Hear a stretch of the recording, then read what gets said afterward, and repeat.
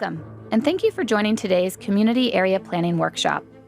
In this meeting, we'll discuss why we're here, what we're trying to accomplish, how this work affects your community, and how you can shape the work today. So, why are we here today? We're here because our community continues to experience rapid growth, and we want to ensure future growth benefits everyone. In 2021, our city adopted the Charlotte Future 2040 Comprehensive Plan, which defines our 20-year vision for growth and change in Charlotte. The plan was developed with input from diverse stakeholders and prioritized access to housing, jobs, services, and amenities for all residents. After adoption, the plan's recommendations for future development were translated to specific geographies in the Charlotte Future 2040 policy map. Now it's time for the next step in putting the plan into action, called Community Area Planning. This effort will provide more detailed guidance for your community and is an important part of the city's planning framework, which ensures all planning efforts are aligned and aimed at realizing our vision. Concurrent with the comprehensive plan development, Charlotte combined and updated its development regulations into the Unified Development Ordinance, or UDO. The UDO includes rules for what can be built and where in our city. These development regulations are an important tool and designed to ensure future development matches our vision for the future. The UDO will have an upcoming mapping component, which we will cover later in this presentation. The planning framework and development regulations work together to make our city more equitable and are Charlotte's blueprint for growth. So what are we trying to accomplish with community area planning? It is the next step in putting the Charlotte Future 2040 Comprehensive Plan into action. This means community area plans won't replace the comprehensive plan, but build upon it to provide more detailed guidance for smaller geographies. This effort will use larger planning boundaries to facilitate conversations among neighborhoods and address major barriers. It will also develop 14 plans, so no area is left waiting for this important guidance. The planning process includes 5 phases. The first 4 phases are scheduled to be completed over the next 2 years. Each phase of the process is associated with a key component or chapter of the draft plan. In Phase 1, we translated the comprehensive plan's goals to each community by identifying their needs for access to housing, jobs, goods and services, and environmental impacts. This work was completed in the winter of 2023 and is available in the community reports on the project website. In Phase 2, which runs throughout 2023, we will ensure future development supports the community's priorities by reviewing and refining the place type designations on the 2040 policy map. We may also identify additional land use or design guidance needed for key locations. In Phase 3, which begins and runs throughout 2024, we'll work with interdepartmental partners, such as the Charlotte Department of Transportation and Housing and Neighborhood Services, to identify infrastructure projects and supportive programs that are necessary for realizing the community's vision. Phase 4 will begin in the middle of 2024 and will produce an implementation strategy that outlines how the plan recommendations can be put into action over the next 5, 10, or 15 years. Review and adoption of the 14 draft plans is tentatively scheduled to begin in 2025. The expected outcome of this multi-year effort will be 14 draft plans that are intended to be used in future decision-making processes such as rezonings and capital investments. It is important to understand what area plans can and cannot do.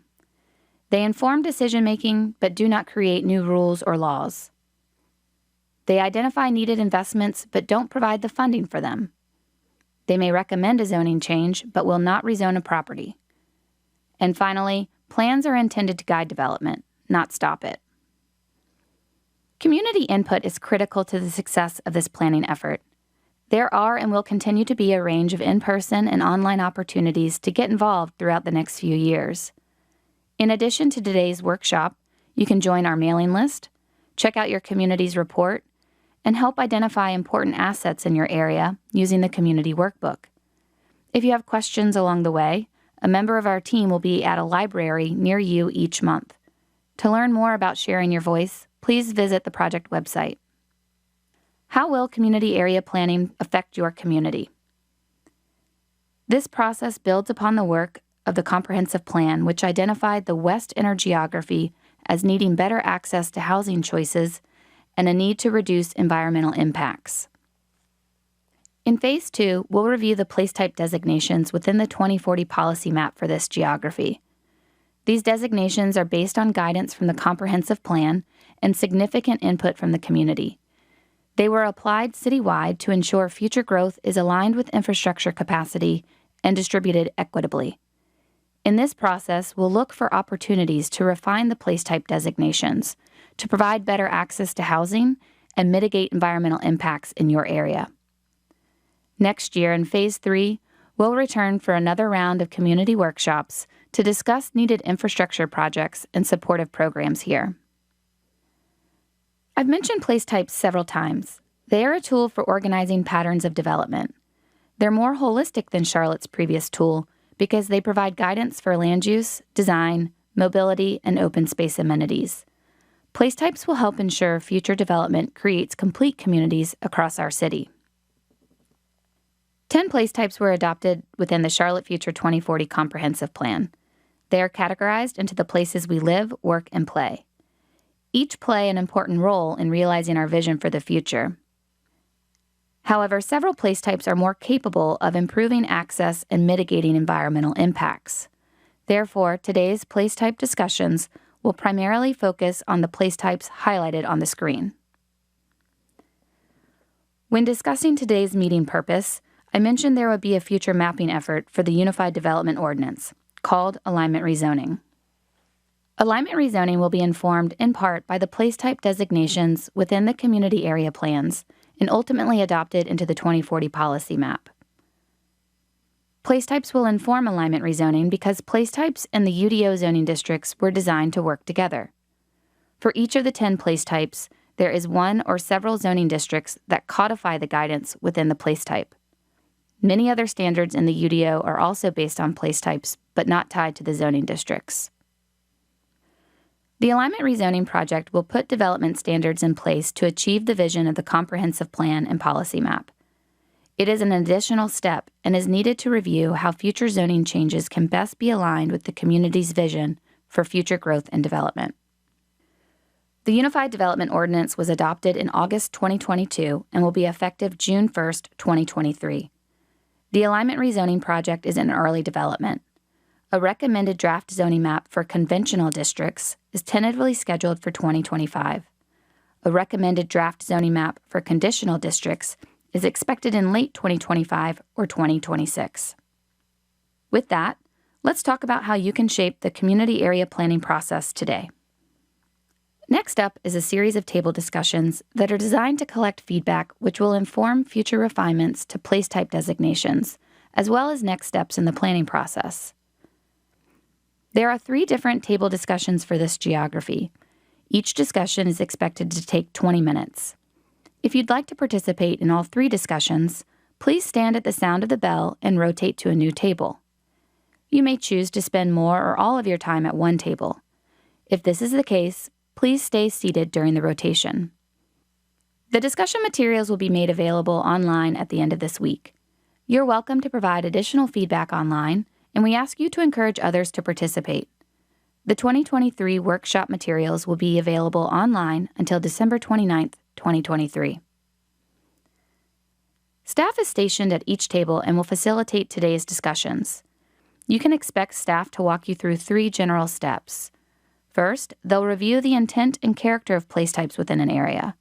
Second, the table will discuss relevant comprehensive plan goals. And 3, participants will be asked to provide feedback on the relevant issues within the area. Each discussion addresses different issues and therefore will include different reference materials. The discussions are focused on a specific location. However, they represent conditions that are found at multiple sites or in various geographies. Therefore, the feedback received throughout 2023 will inform changes to sites with similar conditions, not just the locations featured in today's discussion. The 3 table discussions for the West Inner geography are 1, Imagining Innovation Mixed Use at Savona Mills. 2.